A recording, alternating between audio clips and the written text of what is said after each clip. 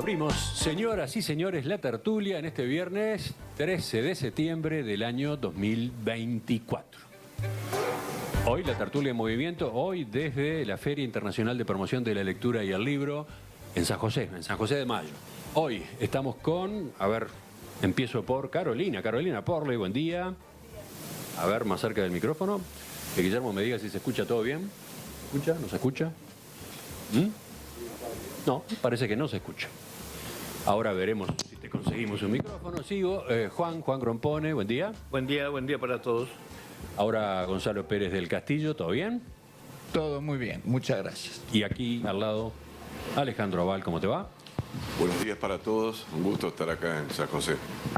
Carolina, segundo intento. Ahora sí. Ahora sí, perfecto. Bueno, buen día para todos. Por supuesto que la agenda de la tertulia de hoy va a tener temas a discutir vinculados con este ámbito en el que nos encontramos. El libro, las bibliotecas, las librerías, la lectura, la escritura.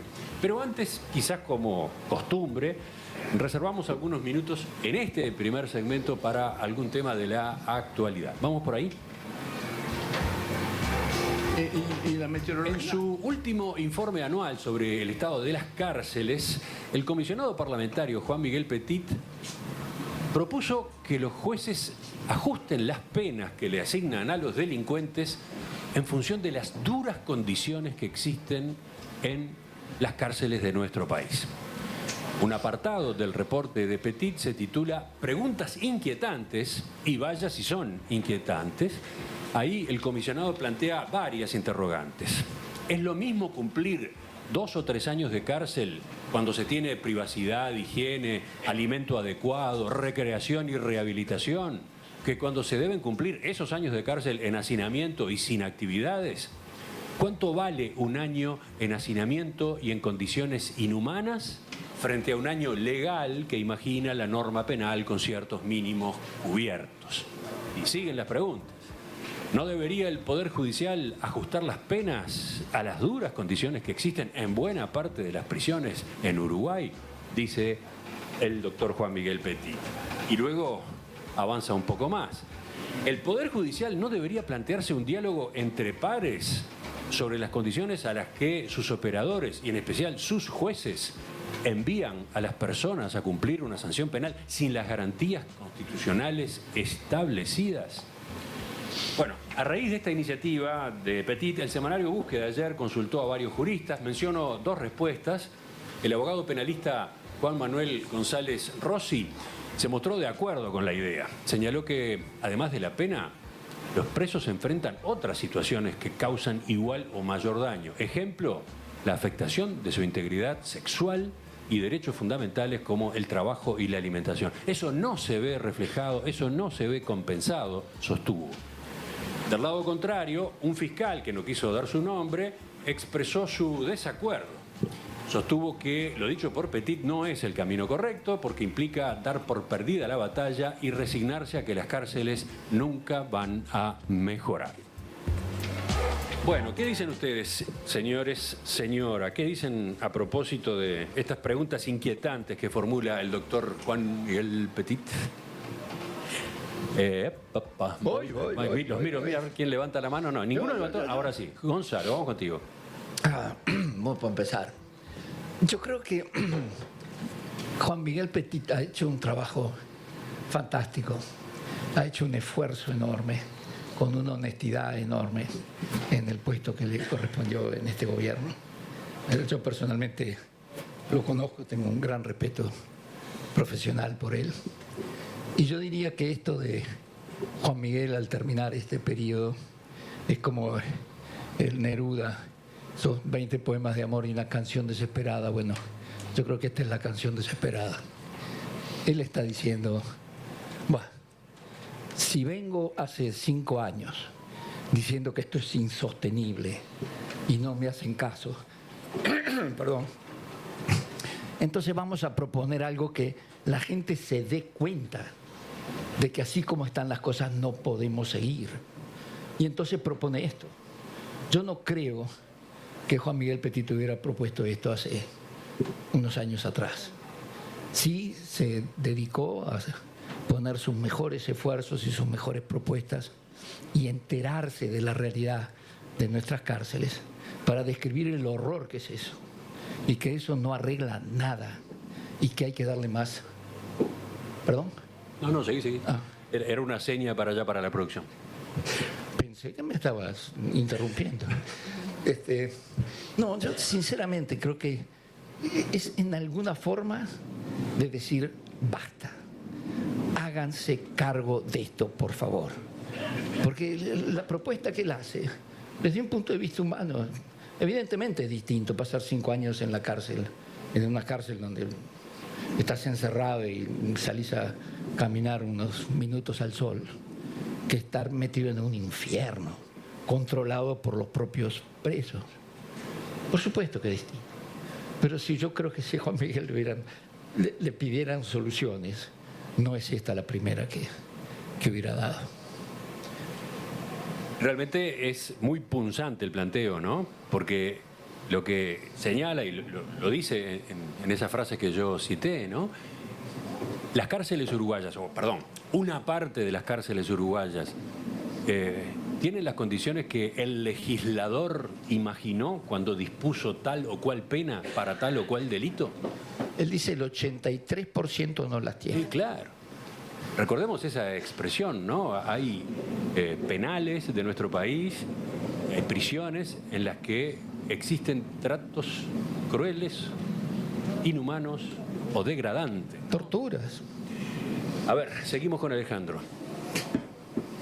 En realidad, te corrijo, lo de Petit no es de los últimos 5 años, él viene de antes ya en ese cargo y fue además designado por unanimidad.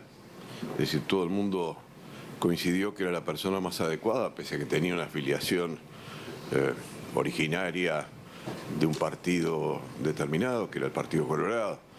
Él trabajaba con Petit, trabajaba con Tarigo ya desde los comienzos de su juventud, pero ha sido aceptado por todo el mundo porque se entiende que tiene un excelente criterio, un notable espíritu de trabajo y casi diría, que sea una tontería, es una buena persona, cosa que importa y está entregado realmente a su tarea. Ahora, lo que decía al comienzo Emiliano, y que de alguna manera tú lo cuantificaste, quizás tiene algunos matices. Se dice, porque es muy difícil precisarlo, que aproximadamente el 40% de las cárceles son absolutamente inhumanas, o algo así, que hay otro 40% que son, llamémosle pasables, no quiere decir que sean buenas, y que solo en cerca de un 20%, un poquitito menos, en este momento estaríamos en condiciones de decir que lo que ocurre ahí adentro de las cárceles responde a lo que era el espíritu más teórico de los cursos de Derecho y de nuestra Constitución. Pero al mismo tiempo lo que dice un fiscal que tú citaste, y que no sé quién es, porque además no sabemos el nombre. Y pidió que no apareciera su nombre, dice la nota, ¿no? Bueno, ese fiscal está diciendo algo razonable. Dice, si atendiéramos demasiado a eso, estamos aceptando de que las cárceles no se deben arreglar, para decirlo en términos sencillos. Sí, otra frase de él: dar esta discusión implica reconocer la derrota y renunciar a una política de Estado penitenciaria que permita condiciones dignas y reinsertarse en la sociedad. Y la historia de las cárceles es larguísima. No me refiero a los primeros años de nuestra independencia, donde la cárcel central era lo que después fue la jefatura de policía hasta hace muy poco. Ni tampoco a la cárcel de Punta Carretas, que fue un ejemplo. Fue un ejemplo en los comienzos del siglo XX, en muchos sentidos, pero que después se degeneró como ejemplo y terminó siéndose cerrada por motivos comerciales y por la importancia que tenía comercialmente la zona donde estaba situada y también porque estaba desbordada, ¿verdad? A todo eso se conjugó después el tema de la cárcel de Libertad durante la dictadura y algún otro establecimiento que fue utilizado en términos generales para torturas durante esa época. Pero Nuestro problema ahora es que tenemos muchísimos presos. Esa es la verdad. El centro del problema es que tenemos muchísimos presos y que, bueno, hay lugares donde realmente el tratamiento para quienes tenemos alguna idea de lo que pasa ahí adentro es absolutamente inhumano, no tiene nada que ver con lo que uno pretende o lo que pretendería por lo menos el constituyente cuando dice que las cárceles son unos lugares donde se debe rehabilitar en términos, bueno, entre comillas, pero por lo menos devolver a la vida normal a las personas que ahí ingresan. Nada, es horrible. Supuestamente la pena de prisión lo que implica simplemente es la pérdida de la libertad, ¿no? Bueno, no, podría importar también alguna forma de reeducación. No, está bien, pero nada más que la pérdida de la libertad. Sí, no la pérdida persona, por más que haya cometido un delito, en una cárcel no debe ser sometido a malos tratos. Nadie dijo eso, ¿no? En ningún lado. Incluso Emiliano, si hablamos de malos tratos, no solo, como creo que dijiste, no solo los malos tratos físicos, ¿no, verdad? El estar durmiendo casi en el suelo o incluso alguna vez en el suelo, en celdas donde se está previsto que haya 4 personas y hay 8 o hasta alguna vez más. Sino que también es el trato inhumano que hay entre los mismos presos ahí adentro, ¿no, verdad? Exactamente. O sea, hay un par de disposiciones legales que por ahí dicen que, por ejemplo, los procesados, que ahora son los formalizados, deberían ser recluidos en lugares distintos de los condenados. ¿Por qué? Bueno, por la sencilla razón de que los procesados son inocentes. Los formalizados son inocentes hasta que no haya condena. Debería ser un tratamiento propio de una pensión, para decirlo en términos que podamos imaginarnos, como para que la persona no se escape. La única limitación debería ser esa. Bueno, todo eso en algunos lugares ocurre. En algunos lugares del interior efectivamente es así. Hay una cárcel bastante modelo en Montevideo que también pasa eso. Ahora, el remedio es lo que propone, bueno, de alguna manera Petit, que es que los jueces, simplifiquemos, reduzcan las penas en atención al inhumano que están sufriendo estas personas ahí adentro, o el remedio es dedicar un esfuerzo presupuestal en serio para tratar de mejorar. ¿Cuándo?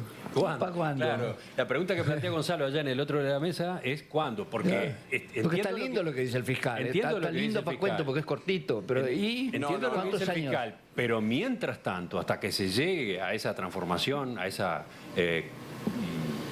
digamos, transformación de las cárceles para volverlas dignas, mientras tanto hay gente que está siendo destruida en las cárceles. Bueno, pero el Poder Judicial al mismo tiempo ha cambiado mucho en los últimos tiempos en cuanto a las penas, porque por lo pronto las penas alternativas, es decir, las que no implican reclusión, se están aplicando muchísimo más que antes y se están aplicando precisamente por eso. Sí, de acuerdo, pero los que están presos en buena medida están en esas condiciones de las que estamos hablando, ¿no? En esas condiciones que son agresivas, por decir lo mínimo. Carolina. Sí, a mí me parece que, que podríamos como pensar 3 posibles soluciones, que algunas están en marcha, ¿no? A ver, el gran problema es son las condiciones, obviamente, violatorias de los derechos humanos en las que se encuentran la mayoría de los presos, en gran medida por el hacinamiento, ¿no? Entonces, ¿cómo pensar una descongestión o una política, bueno, que ataque ese hacinamiento? Y ahí hay como varias cosas posibles. Una que está mencionada en la nota de búsqueda, creo que fue Ana Viña que la mencionó, que es establecer un sistema de cupos penitenciarios, que esto lo aplican distintos países, ¿no?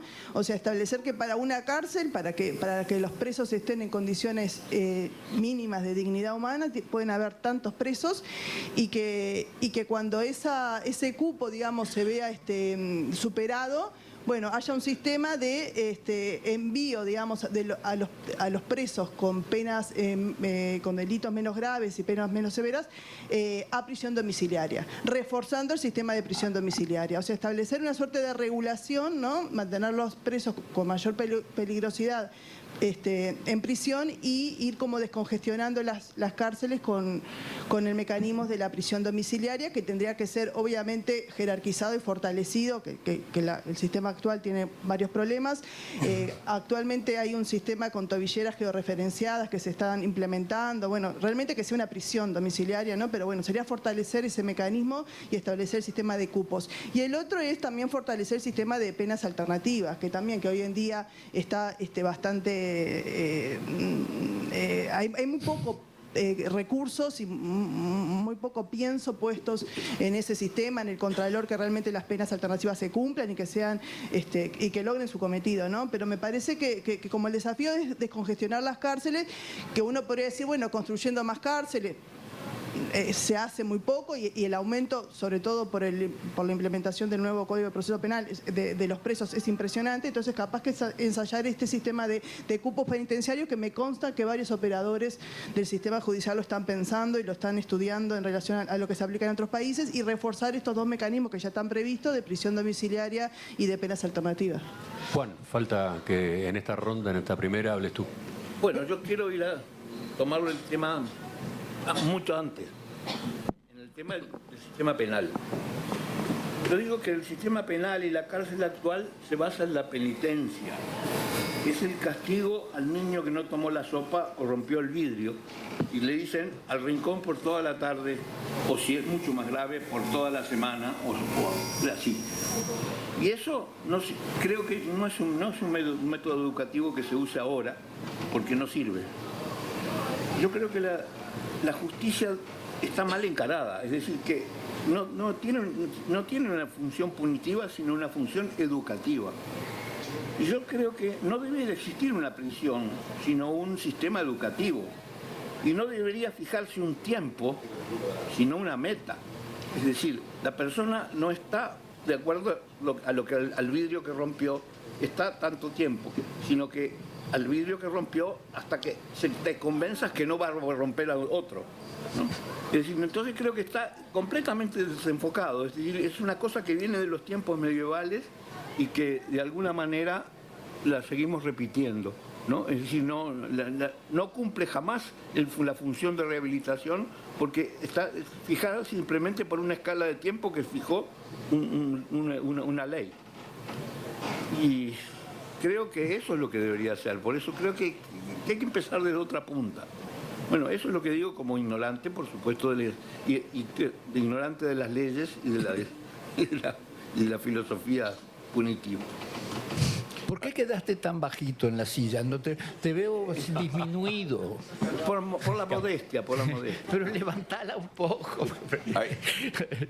Sí, Alejandro. Hay un candidato a la presidencia que propuso el otro día algo bastante razonable y con números inclusive, que decía que en realidad las cárceles deberían privatizarse, pero no privatizarse totalmente, sino privatizarse en cuanto a la alimentación, en cuanto a los sistemas de educación.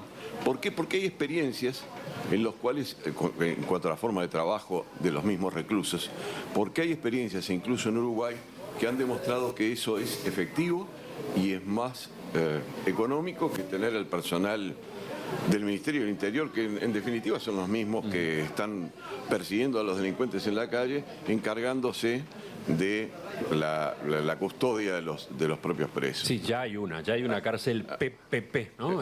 Construida y operada por el Sistema de Participación Público-Privada en Punta Rieles, ¿no? Y que la cárcel de Punta Rieles es justamente el ejemplo que se suele mencionar para cubrir la cuota esa del 20%, donde se dice que efectivamente el establecimiento carcelario cumple con el objetivo que se pretende. Porque además no es solo comer, no sé, es también a poder trabajar, es también tener un régimen de salidas limitadas, pero controladas, pero tenerlas.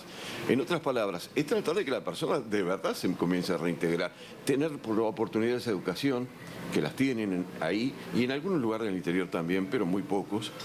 Todo eso implica, bueno, un esfuerzo mental, ¿no? Se mezcla también con crear un Ministerio de Educación y Cultura, un Ministerio de Justicia, en el cual se separa el Ministerio de Educación y Cultura para que se dedique específicamente a eso, que no sea el Ministerio del Interior el que tenga a su cargo, no, por supuesto, la persecución de la delincuencia, sí, pero no la administración, la dirección de las cárceles, sino alguien especializado. Ese Ministerio de Justicia. Bueno, yo qué sé, son todas fórmulas. Ahora, lo que decías tú, Carolina, de las penas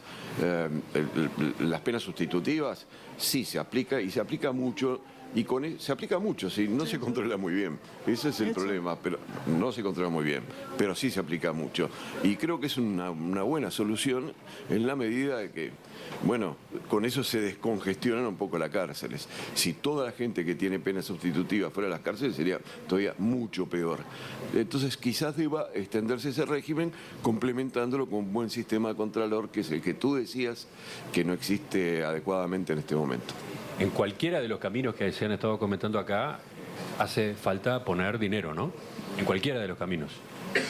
Mayor o menor cantidad de dinero, pero hay que seguir invirtiendo, hay que seguir agregando presupuesto al sistema carcelario. Una decisión muy difícil, ¿no? Una decisión no siempre entendida por la población, no siempre aceptada por la población o por una parte de la población. ¿Gonzalo? Exactamente. Lo que hay que decidir es, acá hay un problema y tenemos que solucionarlo. Lamentablemente, gastar dinero en apoyar a los presos, a los delincuentes, a los drogadictos, a nadie le gusta. Entonces no da votos y entonces el problema no se soluciona. Y lo que estamos haciendo es metiendo a esta gente para dentro de la cárcel, que son delincuentes de poca monta, y salen con un doctorado en delincuencia. Y a los 3 años están de vuelta en la sociedad. Y estamos generando generaciones de delincuentes de alta monta. Y no hay voluntad, todos sabemos que eso funciona así. Pero no es solo por la sociedad, es por la misma persona, ¿no?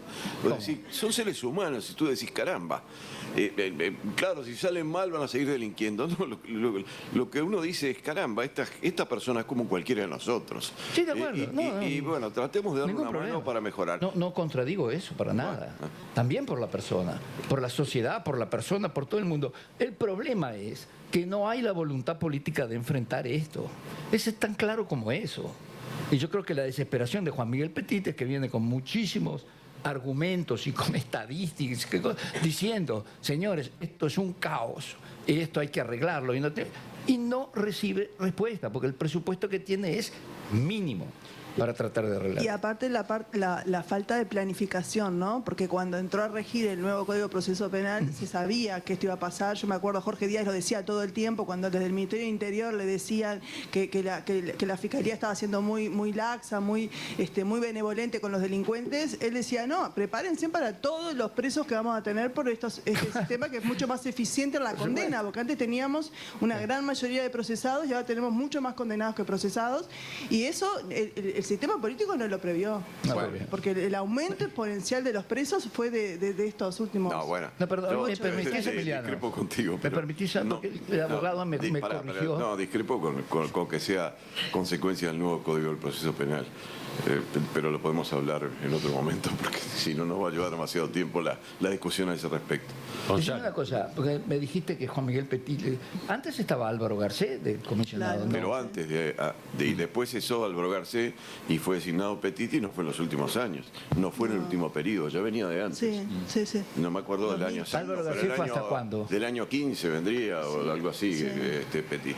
Fue designado durante el periodo de gobierno anterior a este, seguro. Sí. Ahora, no sé si un poquito antes, pero cuando cesó Álvaro Garcés. ¿Viste? De vez en cuando tenés razón. ¿Cómo de vez en cuando? Y el problema del estado de las cárceles es viejo, ¿no? Absolutamente viejo. Bueno, Álvaro Garcés decía las mismas cosas, Claro. más o menos las mismas Ha cosas. habido algunas mejoras, muy gradualmente han ido apareciendo mejoras. Lo de Punta Rieles. Lo de Punta Rieles sin duda es un avance en esa materia. La implementación de planes de reeducación, rehabilitación, preparación para la salida, también ha tenido algunas novedades. No es que no haya habido nada, Pero claro, el bolsón de atraso en esta materia es enorme todavía, ¿no? Sobre todo en algunos de los módulos del CONCAR, que es espantoso. Sí. Digo, realmente, ¿no? Hay un par de módulos ahí que uno dice, esto parece estar en el siglo XIII, en el medio de una prisión donde simplemente se tiraba a la gente para que desapareciera la sociedad y en vez de matarlos los metemos ahí para que se mueran solos. Sí, sí. Sí, también decir que lo que plantea Petit, de alguna manera los fiscales y los jueces lo toman en cuenta, ¿no? Hay una cantidad de penas alternativas que se resuelven justificando esto, ¿no? Yo justo preparando la tertulia de hoy me acordaba de un fallo de Mirta Morales del 2018, aquel caso de delitos de violencia y actos de odio, ¿se acuerdan? En una estación de servicio de Arenal Grande 18 creo que era, contra un empleado afrodescendiente que fue atacado por sus compañeros de trabajo, un caso espantoso, estaba todo filmado, y ella dijo, bueno, yo no le doy pena con prisión porque estas personas, tienen hábito de trabajo, son primarios, tienen familia, o sea, yo los meto en la cárcel y salen peor, o sea, entonces, me acuerdo, fue muy polémico el fallo de ella porque fue considerado benevolente, ¿no? Pero por otro lado, ella argumentó, la cárcel no es una solución para esta gente. Dice alguno de los mensajes que llega de la audiencia, otra pata del problema es trabajar con los liberados para reducir la reincidencia del 70%, que es un drama, ¿no? Y aquí aparece un dato que manda quien escribió este mensaje.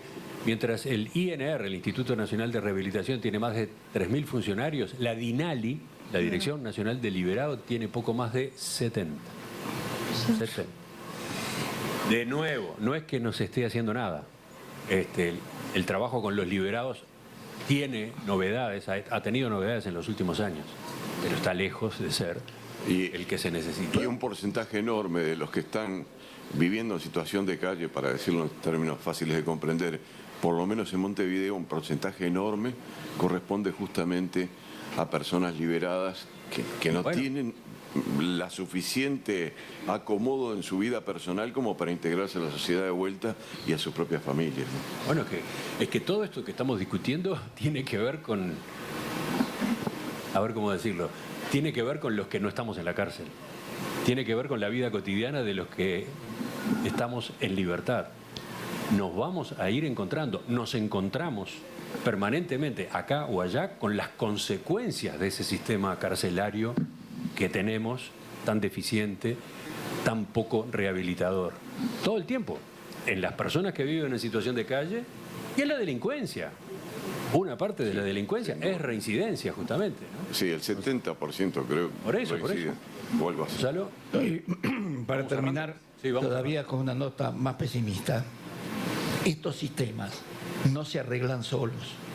Yo tuve la oportunidad de estar en el Perú en 1985, cuando las cárceles de Lurigancho y el Frontón, creo que se llamaba, estaban totalmente dominadas por los presos. Yo, como estaba con la ONU allí, me tocó visitar esas cárceles. Y tú llegabas hasta cierto punto y de ahí para adelante quedabas en manos de los presos que estaban armados adentro de las cárceles. Bueno, acá no. Ellos tenían control de la cárcel. En un momento Alan García dijo, se terminó con esto, invadió las cárceles y hubo, no me acuerdo si centenares o miles de muertos. Digo, porque esto no se arregla solo. A medida que vos vas perdiendo control de eso, los presos van tomando control de las cárceles. Entonces, nosotros si seguimos ignorando de que este es un problema, este no es un problema estático, este es un problema que evoluciona. Y se puede llegar a esas barbaridades. Lo dejamos acá, lo dejamos en este punto, lo dejamos para la discusión en otras tertulias, evidentemente también para la discusión con los candidatos a la presidencia, con sus equipos. Este es un tema de primer orden. Cuando se discute sobre la seguridad pública, este es un ítem fundamental. Ya continuamos en la tertulia de los viernes. ¿Qué decía Gonzalo? No, que Juan levante un poquito el Sigue nivel. preocupado Gonzalo por la silla de Juan. Pero ya la levantó. Pero Juan está cómodo ahí, ¿eh? más alto. Quiero que esté por lo menos a tu altura. Bueno, No, bueno. enseguida regresamos. Ya nos instalamos en la temática de esta feria del libro.